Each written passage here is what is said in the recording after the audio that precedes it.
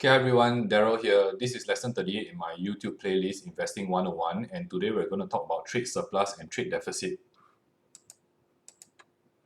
Okay, so what is trade surplus and trade deficit? It is actually the difference between the value of imports and exports. So if you find that the value of exports exceeds the value of imports, it is called a trade surplus. Okay, so if the value of imports exceed the value of exports, it is called a trade deficit. So sometimes we refer to these as balance of trade. So if you have a trade surplus, it's a positive balance of trade. If you have a trade deficit, it's a negative balance of trade. Okay, so a lot has been made of the US trade deficit with China, and that's one of the main motivations for having this video to understand further what is going on between the US and China. So a trade deficit can occur when a country fails to produce enough goods for its residents. So if let's say a supply of goods and services in a certain country, let's say the US, is insufficient, they have to go out in the market and purchase goods and services from other countries.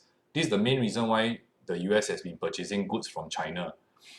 Okay, so however, it can signal that the country is wealthy enough to purchase more goods than it produces. So if let's say the residents are very wealthy, then they keep on demanding for goods and services, and the local economy cannot supply these goods and services to the residents, then it has to go out and import the goods. So it may not be a bad sign all the time. It may be a sign that your country is getting richer. Okay, so when imports from other countries increases, so that means when you start importing other goods and services, like for example, maybe China, okay, let's talk about Huawei because the US is targeting Huawei.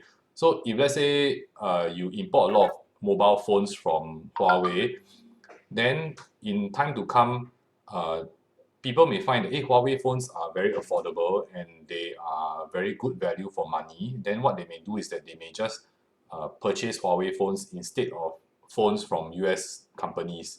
Okay, and what US companies can do is that they have to lower the prices of their phones to compete with these phones from China.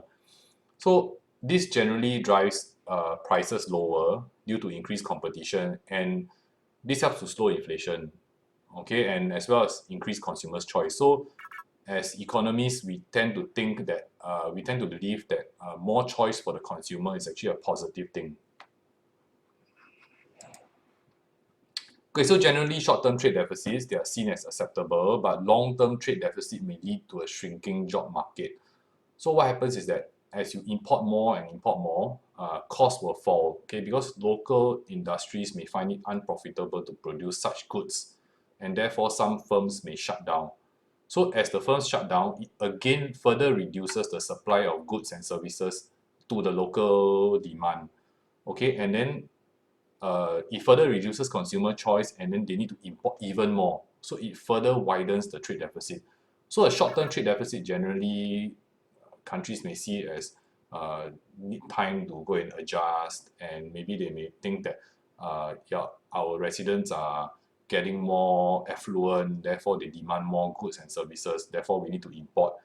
But overall, long-term trade deficits may be damaging to the job market. It may shrink industries, and then you may lose jobs. So just a point to note, the US actually holds the world's largest trade deficit since 1975. And this is one of the reasons why I think that uh, the current US president is making this one of his prerogative during his term as US president to actually try to renegotiate trade deals, and he's implementing a lot of protectionist measures like maybe tariffs and engaging in like a trade war with major trading partners. So what happens is that like for example, the US purchases Chinese goods and services. So how they purchase Chinese goods and services, they use US dollar to pay for them. So when they use US dollar to pay for them, like when they trade with China, so China actually collects US dollars in exchange for its goods and services, and a large amount of US dollars is actually held by trading partners of the US due to this. So the US trading partners can actually uh, sort of manipulate the US dollar by maybe flooding the market with US dollar, or trying to manipulate the price of the US dollar, because they hold a large amount of US dollars. So this is one concern that the Trump administration has, and it is perhaps the main motivation uh, to engaging in protectionist measures, is because of the huge trade deficit and the fact that a lot of its trading partners actually hold a large amount of US dollars. Okay, so that's all for me for this video, and I'll see you in the next video.